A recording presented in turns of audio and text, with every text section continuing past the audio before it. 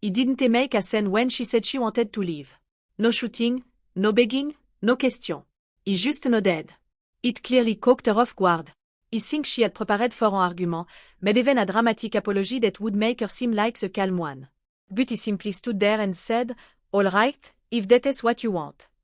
Her name was Rachel, and for nearly 3 years, she was the rhythm of my life. We met in a coffee shop when he was 28.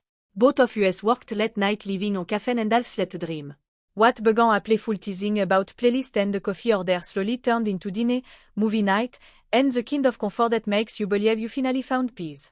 For a long time, she was my person. Until suddenly, she wasn't. It started with small things. Cancelled plan, cold message, a stiffness in her rug, the kind of distance you feel long before anyone says a word. One night, he noticed her smiling at her phone longer than usual. He asked who it was, and she said it was just a friend from work. He didn't argue, but something quietly shifted that night. They say you can sense when someone is already gone. He could. By the time she told me she needed space, he had already accepted it. He didn't pack her things or ask for me back.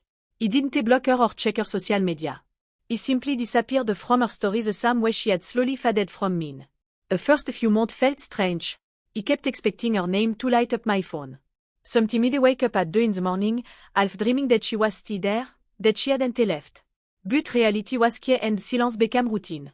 He worked long hours, went to the gym more, and started reading again, something he hadn't done since we moved in together.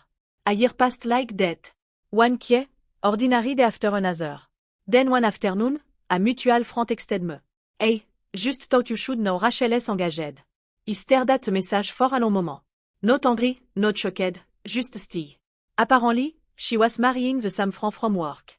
That night, he poured himself a drink and sat on the balcony, watching the city breathe. For a moment, he tried to imagine her wedding, her smile, her dress, the man beside her. He expected bitterness, maybe jealousy. Instead, he felt relief. Relief that he hadn't fought for someone who was already leaving.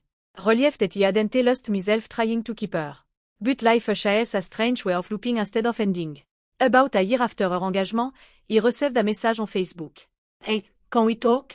It was her. He didn't respond right away. It had been almost 2 years since we'd spoken, but seeing her name again stirred the echo. He clicked her profile.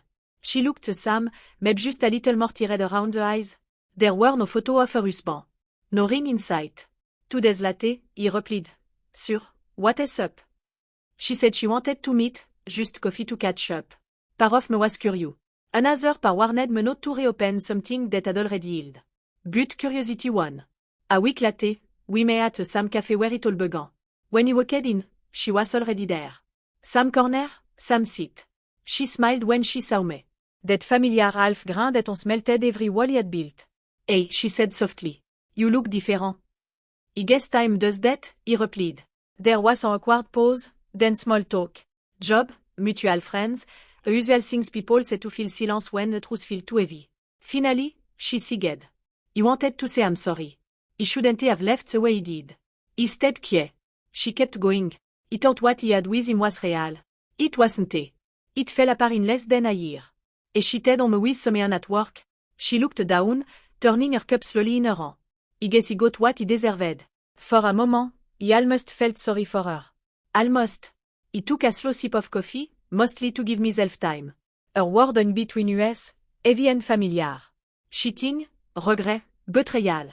It felt strange hearing them from her side now. "I'm sorry, Luca," she said again, softer this time. He nodded, but he didn't rush to forgive. There was a time when he would have, when her tears could erase any pain, but that version of me was gone. She kept talking, explaining how things just happened, how she had been confused, how she thought she was chasing happiness. Every sentence sounded like something he hadn't told myself to understand why she left. "I know he hurt you," she whispered. "I just hope you're okay now." That was the moment that made me smile, not with happiness, but with disbelief, because for the first time, he realized it really was okay. He looked at her carefully. The woman sitting across from me wasn't the same person he once loved.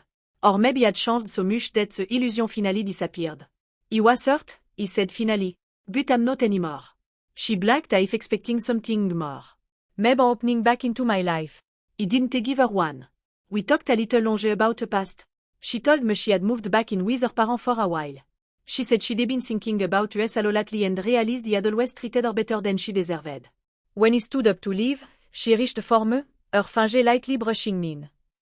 Maybe we could start over someday, she asked, her voice shaking just a little. He paused and looked down at her hand. On she would have held it without hesitation, but the silence between us said more than any word ever could. I think we already ended where we were meant to, he said quietly, her eyes filled with tears. You really want to even try? He did try, he replied. Back when it mattered. He left her there, sitting in that same cafe, surrounded by the ghost of what used to be love. I stepped into the cool evening air, he felt a sense of peace he hadn't taken now he was missing. It was the kind of peace that comes from getting someone back. It was the kind that comes from realizing you no longer need them. That night, she texted me again. I wish I had understood you better, she wrote. You were always so calm, so patient. I thought you didn't take care. He didn't reply. Some messages don't need answer. They're just echo of what has already gone. Over the next few months, he saw her name appear online now and then. Little posts about healing, forgiveness, and starting over. He hoped she truly meant it. He didn't hate her. He just couldn't return to the past. Life moved forward, and so did he. One evening, while cleaning up after dinner, he found an old photo of us tucked inside a drawer. We were logging, cocked in the middle of a joke, both younger and certain that love was simple. He looked at it for a moment before placing it back in the drawer. Not out of anger, but because it no longer hurt. People talk about closure like it comes from one big conversation or a dramatic goodbye. But it's created and death.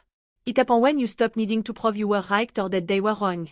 It happens when you wake up one day and realize you've stopped replaying what could have been. That was me. He didn't hate her. He didn't love her. He simply remembered her as someone who once mattered.